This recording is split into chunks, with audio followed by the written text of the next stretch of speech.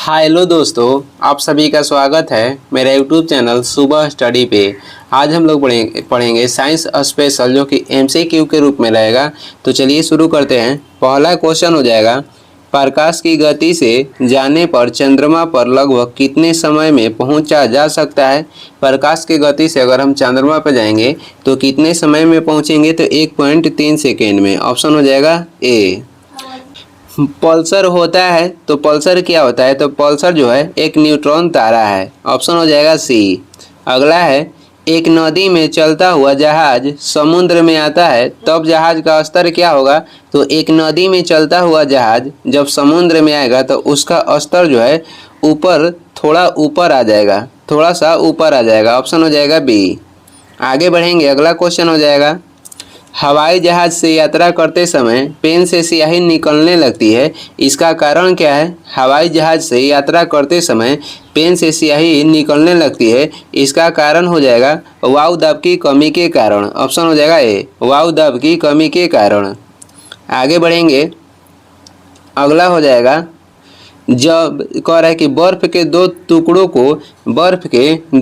को आपस में दबाने पर टुकड़े आपस में चिपक जाते हैं, इसका कारण क्या है। तो इसका कारण हो जाएगा दाब अधिक होने पर बर्फ के जो गलनांक है ये घट जाता है। ऑप्शन हो जाएगा ए। अगला क्वेश्चन हो जाएगा, ऊंचाई की जगहों पर पानी 100 डिग्री सेल्सियस के नीचे के तापमान पर उबलता है, क्योंकि कह रहा है कि जब ऊंचाई पे जाते हैं हम लोग, पानी जो है 100 डिग्री सेल्सियस से कम तापमान पे ही उबलता है, इसका कारण क्या है। तो इसका कारण हो जाएगा वायुमंडलीय दाब कम हो जाता है, अतः उबलने की बिंदु जो है नीचे आ जाती है। ऑप्शन हो जाएगा ए। अगला क्वेश्चन हो जाएगा, प्रेशर कुकर में सब्जियां जल्दी पकाई जा सकती है, इसका कारण क्या है। प्रेशर कुकर में सब्जियां जल्दी पकाई जा सकती है, इसका कारण हो जाएगा दाब बढ़ जाने से इसका क्वथनांक क्या है, बढ़ जाता है। दाब बढ़ जाने से इसका क्वथनांक बढ़ जाता है। अगला हो जाएगा, हाइड्रोजन से भरा रबर का गुब्बारा वायु से ऊपर जाकर फट जाता है, क्योंकि हाइड्रोजन से जो है भरा रबड़ के गुब्बारा है वायु से ऊपर जाकर फटने लगता है, इसका कारण है वायु दाब क्या है कि वायु दाब घट जाता है। इसका ऑप्शन यहाँ पे होगा, वायु दाब क्या होता है, ऊपर जाने पे वायु दाब घटने लगता है, इसी कारण फटता है। ऑप्शन हो जाएगा डी। आगे बढ़ेंगे, लोलक घड़ियाँ गर्मियों में क्यों सुस्त हो जाती है। जो लोलक घड़ियाँ है ये गर्मी में सुस्त क्यों हो जाती है, तो लोलक की लंबाई बढ़ जाने के कारण ये सुस्त हो जाती है। आगे बढ़ेंगे, वर्षा की बूंद गोलाकार होती है, इसका कारण क्या है। तो वर्षा के बूंद गोलाकार होने के कारण हो जाएगा पृष्ठ तनाव। ऑप्शन हो जाएगा ए। तेल दीप की बत्ती में तेल ऊपर चढ़ने का कारण क्या है। तो तेल दीप की बत्ती में तेल को ऊपर चढ़ने के कारण हो जाएगा कोशिका क्रिया। ऑप्शन है ए। आगे बढ़ेंगे, पास आती हुई रेलगाड़ी की सीटी की आवृत्ति बढ़ती जाती है, इसका कारण है पास आती हुई रेलगाड़ी की सीटी की आवृत्ति बढ़ती जाती है, इसका कारण हो जाएगा डॉपलर प्रभाव। अगला देखेंगे, तेज हवा वाली रात्रि में ओस नहीं बनती है, इसका कारण क्या है। तो तेज हवा वाली रात्रि में ओस नहीं बनने के कारण हो जाएगा वाष्पीकरण की दर तेज होती है। वाष्पीकरण की जो दर क्या है तो तेज हो जाती है, इसी के कारण। आगे हो जाएगा, भाप से हाथ अधिक जलता है अपेक्षाकृत उबलते जल से, क्योंकि भाप में क्या होता है तो गुप्त ऊष्मा होती है। भाप में गुप्त ऊष्मा होती है। आगे देखेंगे, किस गुणधर्म के कारण पानी से भरे बर्तन में डुबाई गई छड़ी मुड़ी हुई प्रतीत होती है। किस गुणधर्म के कारण पानी से भरे बर्तन में डुबाई गई छड़ी मुड़ी हुई प्रतीत होती है, ये किसके कारण होता है, अपवर्तन के कारण। आकाश नीला प्रतीत होने का कारण क्या है। आकाश नीला प्रतीत होने के कारण हो जाएगा प्रकीर्णन। प्रकीर्णन हो जाएगा ऑप्शन सी। आगे बढ़ेंगे, वायुमंडल में प्रकाश के विसरण का कारण क्या है। वायुमंडल में प्रकाश के विसरण के कारण हो जाएगा धूल कण। समुद्र जो है नीला प्रतीत होने का कारण क्या है। समुद्र नीला प्रतीत होने के कारण हो जाएगा आकाश के परावर्तन तथा जल के कणों द्वारा प्रकाश का परिकिरणन। आकाश के परावर्तन तथा जल के कणों द्वारा प्रकाश का परिकिरणन। आगे देखेंगे, अस्त होते समय सूर्य लाल दिखाई देता है, तो इसका कारण हो जाएगा परिकिरण के कारण। ऑप्शन है बी। अगला है, प्रतिध्वनि का कारण क्या है? प्रतिध्वनि के कारण हो जाएगा ध्वनि के परावर्तन। ध्वनि के परावर्तन। आगे बढ़ते हैं, स्टील की गोली पारे में तैरती है क्योंकि स्टील की जो गोली है पारे में तैरती है क्योंकि पारे का जो घनत्व है स्टील की अपेक्षा क्या होता है? अधिक होता है। पारे के घनत्व स्टील की अपेक्षा अधिक होती है, इसी के कारण स्टील की जो गोली है पारे में तैरती है। आगे हो जाएगा, गर्मियों में सफ़ेद कपड़े पहने जाते हैं क्योंकि गर्मियों में सफ़ेद कपड़े पहने जाते हैं क्योंकि सफ़ेद कपड़े ऊष्मा के अच्छे परावर्तक होते हैं। सफ़ेद कपड़े ऊष्मा के अच्छे परावर्तक होते हैं। अगला हो जाएगा, दलदल में फंसे व्यक्ति को लेट जाने की सलाह दी जाती है क्योंकि दलदल में फंसे व्यक्ति को लेट जाने की सलाह क्यों दी जाती है? क्योंकि क्षेत्रफल अधिक होने से दाब क्या होता है? कम हो जाता है। अगला क्वेश्चन है, चौराहों पर पानी के फुहारे में गेंद नाचती रहती है क्योंकि चौराहों पर पानी के फुहारे में गेंद नाचती रहती है, इसका आपको कारण बताना है। तो इसका कारण हो जाएगा, इसका कारण है कि पानी का वेग अधिक होने से दाब क्या होता है? घट जाता है। पानी का वेग अधिक होने से दाब घट जाता है। आगे बढ़ेंगे, चमगादड़ अंधेरे में उड़ते हैं क्योंकि चमगादड़ जो है अंधेरे में उड़ने के कारण हो जाएगा चमगादड़ पराश्रव्य तरंगें उत्पन्न करते हैं। अगला हो जाएगा, अगला है, वस्तु की मात्रा बदलने पर अपवर्तित रहती है। तो वस्तु की मात्रा अगर बदलिएगा तो अपवर्तित इसमें क्या रहेगा? तो इसमें अपवर्तित रहेगा घनत्व। यदि सरल लोलक की लंबाई 4% बढ़ा दी जाए तो इसका आवर्तकाल क्या होगा? तो इसका आवर्तकाल हो जाएगा 2% बढ़ जाएगा। आगे देखेंगे, जब कोई वस्तु ऊपर से गिराई जाती है तो उसका भार होता है, जब कोई वस्तु ऊपर से गिराई जाती है तो उसका भार होता है परिवर्तनशील। और जब करेगा कि जब कोई वस्तु मुक्त रूप से गिराई जाती है तो उसमें क्या होता है? तो अपवर्तित होता है। यहाँ पर कुछ नहीं कर रहा है, जब कोई वस्तु ऊपर से गिराई जाती है तो इसका भार हो जाएगा परिवर्तनशील। जब एक गैस के पात्र में दबाव बढ़ाया जाता है तो इसका द्रव्यमान पर क्या प्रभाव पड़ेगा? जब एक गैस के पात्र में दबाव बढ़ाया जाता है तो इसका द्रव्यमान पर क्या प्रभाव पड़ेगा? तो इसके द्रव्यमान पे प्रभाव पड़ेगा, ये स्थिर रहेगा। ऑप्शन हो जाएगा डी। ये क्या रहेगा? तो स्थिर रहेगा। आगे देखेंगे, तांबे की गेंद को गर्म करने पर इसका घनत्व क्या होगा? तो तांबे की गेंद को गर्म करेंगे तो उसका घनत्व घटता है। ऑप्शन हो जाएगा बी। ऊंचाई बढ़ने से वायुमंडलीय दाब पर क्या प्रभाव पड़ता है? ऊंचाई बढ़ने के साथ वायुमंडलीय दाब क्या होता है? तो घटता है। आगे हो जाएगा, दाब बढ़ने पर बर्फ के गलनांक पर क्या प्रभाव पड़ेगा? दाब बढ़ने पे बर्फ के गलनांक जो है ये घटता है। द्रव्य का घनत्व अधिक होने पर पृष्ठ तनाव क्या होगा? द्रव्य के घनत्व अधिक होने पर पृष्ठ तनाव क्या होगा? तो पृष्ठ तनाव बढ़ जाता है। घनत्व अधिक होने पे पृष्ठ तनाव बढ़ता है। अगला है, ताप बढ़ने पर द्रव्य की सांद्रता क्या होगी? ताप बढ़ने पे द्रव्य की सांद्रता ये क्या होगी? तो घटती है। और वही ताप बढ़ने पर गैस की सांद्रता क्या होगी? तो ताप बढ़ने पर गैस की सांद्रता बढ़ती है। ताप बढ़ने पर द्रव्य की सांद्रता घट जाती है, लेकिन ताप बढ़ने पर गैस की सांद्रता क्या होती है? तो बढ़ती है। आगे बढ़ते हैं, अगला क्वेश्चन हो जाएगा, एक लड़की झूला झूल रही है, उसके पास एक अन्य लड़की आकर बैठ जाती है तो झूले का आवर्तकाल क्या होगा? तो झूले के आवर्तकाल पहले जैसा रहेगा, यानी कि अपवर्तित रहेगा। वही कहेगा, एक लड़की झूला झूल रही है, जब लड़की खड़ी हो जाएगी तो झूले का आवर्तकाल क्या होता है? खड़ा होने पे घटता है। आगे देखेंगे, पानी से भरे एक बर्तन में बर्फ का टुकड़ा तैर रहा है, पूरी बर्फ पिघलने पर बर्तन का जल स्तर क्या होगा? तो पूरी बर्फ पिघल जाएगा तो उस बर्तन के जल स्तर क्या होगा? तो अपवर्तित रहेगा। क्या रहेगा? अपवर्तित रहेगा। एक कमरे में पंखा चल रहा है तो कमरे की वायु का ताप क्या होगा? कमरे की वायु के ताप बढ़ेगा। ऑप्शन हो जाएगा बी। आगे है, कमरे में रखे रेफ्रिजरेटर का दरवाजा खोल दिया जाए तो कमरे का ताप क्या होगा? कमरे के ताप बढ़ जाएगा। किसी चुंबक को गर्म करने पर उसका चुंबकत्व क्या होगा? किसी चुंबक को गर्म करने पर उसका चुंबकत्व क्या होता है? तो नष्ट हो जाता है। आगे बढ़ेंगे, अर्धचालक में ताप बढ़ने पर उसका प्रतिरोध पे क्या प्रभाव पड़ता है? अर्धचालक में ताप बढ़ने पर उसका प्रतिरोध क्या होता है? तो घटता है। ऑप्शन हो जाएगा बी, उसका प्रतिरोध घटता है। जब किसी वस्तु को धनावेशित किया जाता है तो वह क्या होता है? जब किसी वस्तु को धनावेशित किया जाता है तो वह इलेक्ट्रॉन खोता है। ऑप्शन हो जाएगा ए। आगे है, जल में गैसों की विलेयता ताप बढ़ने से क्या होती है? जल में गैसों की विलेयता करा कि ताप बढ़ने से क्या होती है? तो विलेयता इसकी क्या होगी? तो घटेगी। ऑप्शन हो जाएगा बी, जल में गैसों की विलेयता ताप बढ़ने से घटती है।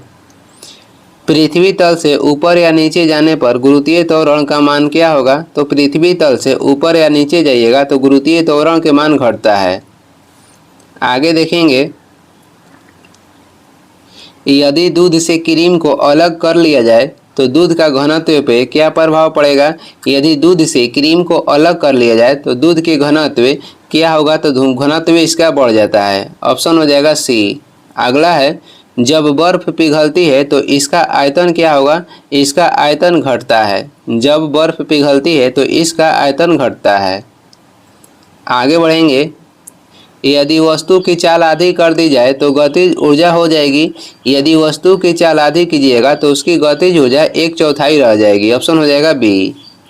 आगे बढ़ेंगे, अगला हो जाएगा, झरने में जब जल ऊंचाई से गिरती है तो उसका ताप क्या होता है? झरने में जब जल ऊंचाई से गिरती है तो उसका ताप बढ़ जाता है। ऑप्शन हो जाएगा बी। किसी पेंडुलम की लंबाई दुगनी कर देने पर उसका आवर्तकाल क्या होगा?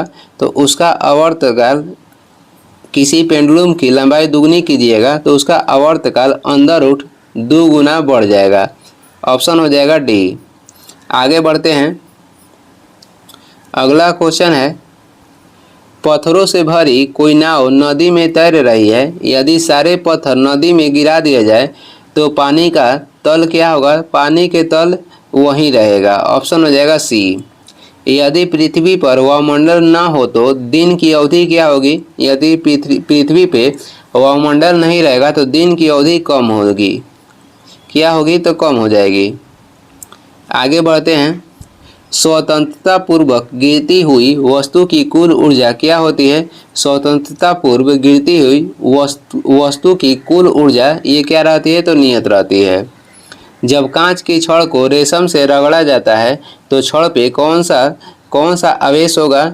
जब कांच की छड़ को रेशम से रगड़ा जाता है तो इस पे क्या होगी? तो धनावेशित हो जाएगी। कांच की छड़ धनावेशित हो जाएगी। अगला क्वेश्चन हो जाएगा, अगला है, यदि किसी साबुन के बुलबुले को अवशोषित किया जाए तो इसका आकार पहले की अपेक्षा बढ़ता है। यदि किसी साबुन के बुलबुले को आवेशित किया जाए तो इसका आकार क्या हो जाएगा? इसका आकार बढ़ जाएगा।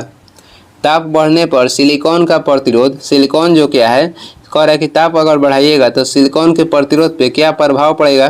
तो सिलिकॉन एक अर्धचालक है तो इसका प्रतिरोध घट जाता है। आगे बढ़ेंगे, भूमध्य रेखा से ध्रुव की ओर जाने पर गुरुत्वीय त्वरण का मान क्या होगा? भूमध्य रेखा से ध्रुव की ओर जाने पर गुरुत्वीय त्वरण के मान बढ़ता है। लोहे में जंग लगने से उसका भार क्या होगा? तो लोहे में जंग लगने से उसका भार बढ़ जाता है। आगे बढ़ेंगे, स्थिर ताप पर गैस का आयतन कम करने से उसका दाब क्या होता है? स्थिर ताप पे गैस के आयतन अगर कम कीजिएगा तो उसका दाब बढ़ जाता है। ऑप्शन हो जाएगा बी। रॉकेट किस सिद्धांत पे कार्य करता है? रॉकेट जो है ये संवेग संरक्षण के सिद्धांत पे कार्य करता है। आगे देखेंगे, उत्प्लवकता से संबंधित वैज्ञानिक हैं तो ये वैज्ञानिक के नाम हो जाएगा आर्किमिडीज। ऑप्शन हो जाएगा ए। किसी ध्वनि स्रोत की आवृत्ति में होने वाला उतार चढ़ाव कहलाता है। किसी ध्वनि स्रोत की आवृत्ति में होने वाला उतार चढ़ाव को क्या कहते हैं? तो डॉपलर प्रभाव कहते हैं। अगला हो जाएगा परमाणु बम का सिद्धांत आधारित है। तो परमाणु बम के सिद्धांत आधारित है नाभिकीय विखंडन पे, और वही हाइड्रोजन बम कहेगा तो नाभिकीय संलयन पे आधारित है। द्रव्यमान ऊर्जा संबंध किसका निष्कर्ष है? द्रव्यमान ऊर्जा संबंध ये किसका निष्कर्ष है? तो ये निष्कर्ष हो जाएगा सापेक्षता का सामान्य सिद्धांत से। सापेक्षता का सामान्य सिद्धांत से। आगे हो जाएगा ब्रह्मांड प्रसारित हो रहा है, यह कथन किसका है? ब्रह्मांड प्रसारित हो रहा है ये कह रहा है किसका कथन है? तो ये एडविन हबल का कथन है। ग्रहों के गति के नियम को किसने प्रतिपादित किया था? तो ग्रहों के गति के नियम को प्रतिपादित किए थे केपलर ने। ऑप्शन हो जाएगा बी। अगला है पृथ्वी तथा अन्य ग्रह सूर्य के चक्कर लगाते हैं, किसका कथन है? तो ये कथन हो जाएगा कोपरनिकस के। कोपरनिकस ने सौरमंडल की खोज की थी। तारों व सूर्य की ऊर्जा का स्रोत क्या है? तो तारों व सूर्य की ऊर्जा के स्रोत हो जाएगा नाभिकीय संलयन। ऑप्शन हो जाएगा ए। अगला हो जाएगा लॉ ऑफ फ्लोटिंग सिद्धांत की खोज किसने की थी? तो लॉ ऑफ फ्लोटिंग सिद्धांत की खोज किए थे आर्किमिडीज ने। पौधे में भी जीवन होता है, ये किसने बतलाया था? पौधे में जीवन होता है ये बतलाए थे जेसी बोस ने, जगदीश चंद्र बोस ने। आगे देखेंगे अगला क्वेश्चन है आधुनिक एंटीसेप्टिक सर्जरी के जनक कौन है? आधुनिक एंटीसेप्टिक सर्जरी के जनक हो जाएंगे जोसेफ लिस्टर। स्याही सोखता है ये किस सिद्धांत पे कार्य करता है? स्याही सोखना ये किस सिद्धांत पे कार्य करता है? तो कोशिकत्व क्रिया पे। आगे बढ़ेंगे आइंस्टीन को नोबेल पुरस्कार मिला था। आइंस्टीन को नोबेल पुरस्कार कब दिया गया था? तो दिया गया था 1921 में। और किसके लिए दिया गया था? तो प्रकाश के विद्युत प्रभाव की व्याख्या के लिए। ऑप्शन हो जाएगा ए। डिजिटल कंप्यूटर किस सिद्धांत पर आधारित है? डिजिटल जो कंप्यूटर है ये गणना के सिद्धांत पे आधारित है। आगे है क्वार्ट्ज घड़ियाँ किस सिद्धांत के अनुसार कार्य करती है? क्वार्ट्ज जो घड़ियाँ है ये कार्य करती है दाब विद्युत प्रभाव के सिद्धांत पे। ऑप्शन हो जाएगा डी। विद्युत मोटर किस सिद्धांत के अनुसार कार्य करता है? विद्युत मोटर कार्य करता है फैराडे के नियम के अनुसार।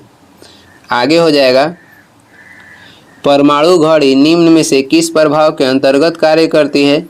परमाणु घड़ी कार्य करती है पीजो इलेक्ट्रिक प्रभाव पे। पीजो इलेक्ट्रिक प्रभाव पे। लेजर किस सिद्धांत पे कार्य करती है? लेजर जो है ये कार्य करती है विकिरण के उद्दीप्त उत्सर्जन पे। विकिरण का उद्दीप्त उत्सर्जन पे लेजर काम करता है। आगे बढ़ेंगे रडार की कार्य प्रणाली किस सिद्धांत पे आधारित है? रडार की कार्य प्रणाली जो है ये किस पे आधारित है? तो ये आधारित है रेडियो तरंगों के अपवर्तन पे। ऑप्शन हो जाएगा सी। आगे हो जाएगा हाइड्रोजन बम आधारित है। हाइड्रोजन बम नाभिकीय संलयन पे आधारित है और परमाणु बम नाभिकीय विखंडन पर आधारित है। अगला हो जाएगा अगला क्वेश्चन है लेंज का नियम किससे संबंधित है? लेंज के जो नियम है ये ऊर्जा के संरक्षण से संबंधित है। पृथ्वी की याव ज्ञात करने में प्रयोग होता है। तो पृथ्वी की जो याव है ज्ञात करने में किसका प्रयोग करते हैं? तो ये करते हैं यूरेनियम डेंटिंग का। ऑप्शन हो जाएगा सी। आगे बढ़ते हैं वही कहेगा जीवाश्मों व पेड़ों पौधों की आव ज्ञात करने में प्रयोग की जाती है।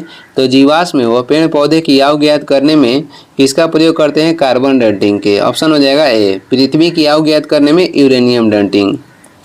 स्टोक्स का नियम संबंधित है। स्टोक्स के नियम किससे संबंधित है? तो द्रव्य में गिरती हुई गोली से संबंधित है स्टोक्स के नियम। आगे बढ़ेंगे किसी चालक के सिरों के बीच विभवांतर उसमें बहने वाली धारा के समानुपाती होता है। यह नियम किसका है? किसी चालक के सिरों के बीच विभवांतर उसमें बहने वाली धारा के समानुपाती होता है। यह किसका नियम है? तो ये ओम का नियम है। ऑप्शन हो जाएगा डी। आगे देखते हैं, सल्फाइड अयस्कों के सांद्रण की विधि है। सल्फाइड अयस्कों के सांद्रण की विधि क्या है? तो इसका विधि हो जाएगा फेन प्लवन विधि। ऑप्शन हो जाएगा सी, फेन प्लवन विधि। आगे बढ़ते हैं, अयस्क से चुंबकीय अशुद्धियों को दूर करने के लिए प्रयुक्त की जाने वाली विधि कौन सी है? अयस्क से चुंबकीय अशुद्धियों को दूर करने के लिए प्रयुक्त की जाने वाली विधि कौन सा है? तो ये हो जाएगा चुंबकीय पृथक्करण विधि। ऑप्शन हो जाएगा बी, चुंबकीय पृथक्करण विधि। अगला क्वेश्चन हो जाएगा, प्राकृतिक वर्ण सिद्धांत का प्रतिपादन किया था। तो प्राकृतिक वर्ण सिद्धांत के प्रतिपादन कौन किए थे? चार्ल्स डार्विन ने। जीव द्रव्य जीवन का भौतिक आहार है, यह किसने कहा था? जीव द्रव्य जो है जीवन का भौतिक आधार है, ये कहे थे हेक्सले ने। आगे हो जाएगा, उत्परिवर्तन का सिद्धांत किसने दिया था? उत्परिवर्तन के सिद्धांत दिए थे ह्यूगो डी ब्रिज। ऑप्शन हो जाएगा सी। नेचुरल सिलेक्शन का सिद्धांत किसने दिया था? नेचुरल सिलेक्शन के सिद्धांत दिए थे चार्ल्स डार्विन ने। आगे बढ़ेंगे, अगला क्वेश्चन हो जाएगा, आनुवंशिकता के जनक कौन है? आनुवंशिकता के जनक हो जाएंगे ग्रेगर मेंडल। ऑप्शन हो जाएगा ए। और इन्होंने अपने प्रयोग के लिए मटर के पौधे का यूज किए थे, यानी कि प्रयोग किए थे। जीन शब्द का प्रयोग सर्वप्रथम किसने किया था? जीन शब्द के प्रयोग सर्वप्रथम किए थे जोहानसन ने। कब? तो 1909 में। आगे बढ़ेंगे, अगला हो जाएगा, निम्न में कौन सा मनुष्य का आनुवांशिक रोग है? तो इसमें से मनुष्य का आनुवांशिक रोग हो जाएगा हीमोफीलिया। इसमें क्या होता है? तो इसमें रक्त नहीं जमता है।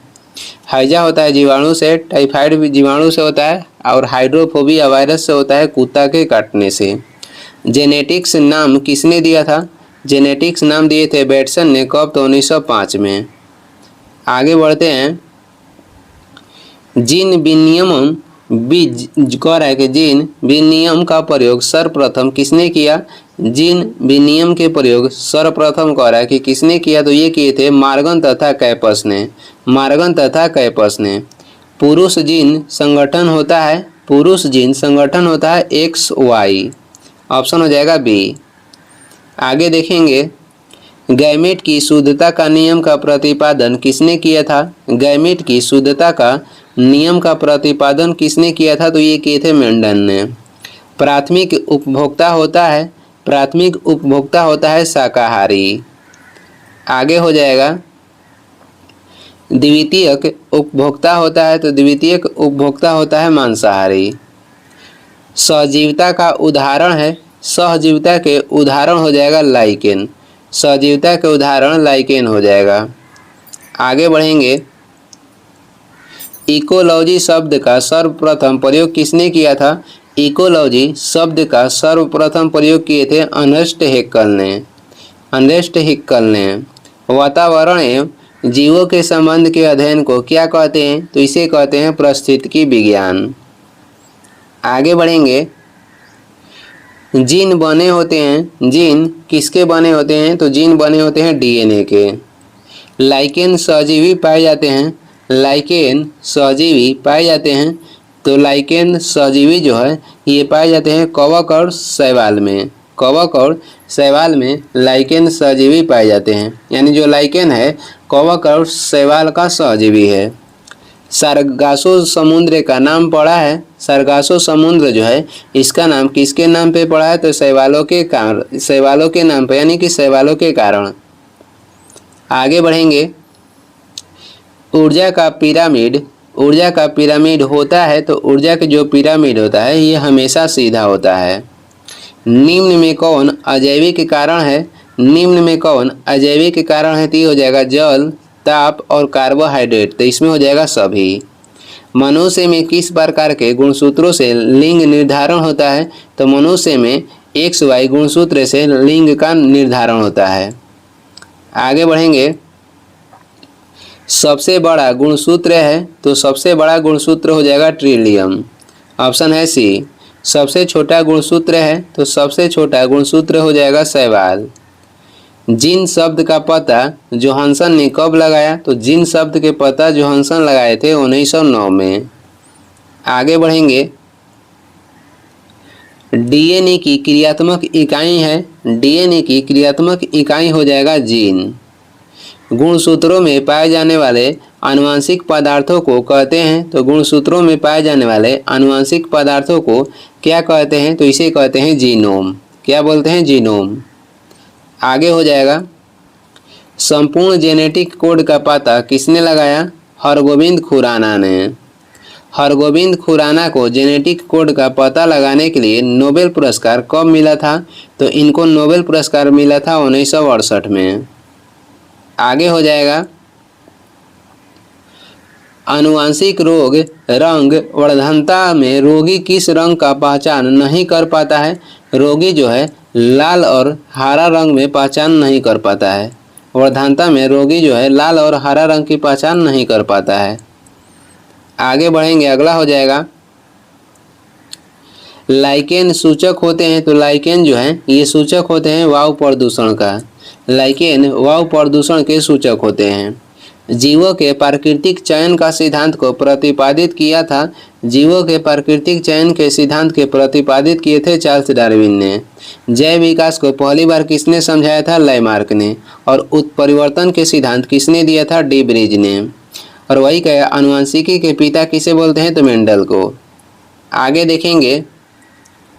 मानव में गुणसूत्रों की कुल संख्या होती है सामान्य रूप से होती है 46। ऑप्शन हो जाएगा ए। जब डाउन सिंड्रोम हो जाएगा तो ये हो जाता है 47 और टर्नर सिंड्रोम में ये हो जाता है 45। डीएनए का डबल हेलिक्स मॉडल किसने दिया था? डीएनए का डबल हेलिक्स मॉडल दिए थे वाटसन एवं क्रिक ने। ऑप्शन हो जाएगा सी। अगला क्वेश्चन है। प्रयोगशाला में सर्वप्रथम डीएनए का संश्लेषण किया था। प्रयोगशाला में सर्वप्रथम डीएनए के संश्लेषण किए थे हरगोविंद खुराना ने। जीन अवस्थित होते हैं, जीन किसमें अवस्थित होते हैं? तो ये गुणसूत्रों में। आगे हो जाएगा। विकास का सिद्धांत को किसने प्रतिपादित किया था? तो विकास के सिद्धांत के प्रतिपादित कौन किए थे? चार्ल्स डार्विन ने। हृदय का पहला प्रतिस्थापन किसके द्वारा किया गया था? हृदय के पहला कह रहा है कि प्रतिस्थापन किसके द्वारा किया गया था? तो ये किया गया था डॉक्टर क्रिश्चियन बर्नार्ड के द्वारा। आगे बढ़ते हैं। वंशागति के नियमों के अध्ययन को कहा जाता है। वंशागति के नियमों के अध्ययन को क्या कहते हैं? आनुवंशिकी कहते हैं। पर्यावरण में अजय अव्यय का उदाहरण है। पर्यावरण में अजय अव्यय के उदाहरण हो जाएगा ये हो जाएगा वायु। ऑप्शन है सी। अगला क्वेश्चन हो जाएगा। उत्परिवर्तन के सिद्धांत दिया था तो ये दिए थे ह्यूगो डी ब्रिज ने। प्राकृतिक वर्ण सिद्धांत का प्रतिपादन किया था तो ये किए थे चार्ल्स डार्विन। और ये इस वीडियो के लास्ट क्वेश्चन है। वीडियो को लास्ट तक देखने के लिए धन्यवाद। वीडियो पसंद आ रहा है तो लाइक कर दें, चैनल पर नए हैं तो सब्सक्राइब कर दें। कुछ सुझाव एवं सलाह देना है तो कमेंट करके ज़रूर बताएं।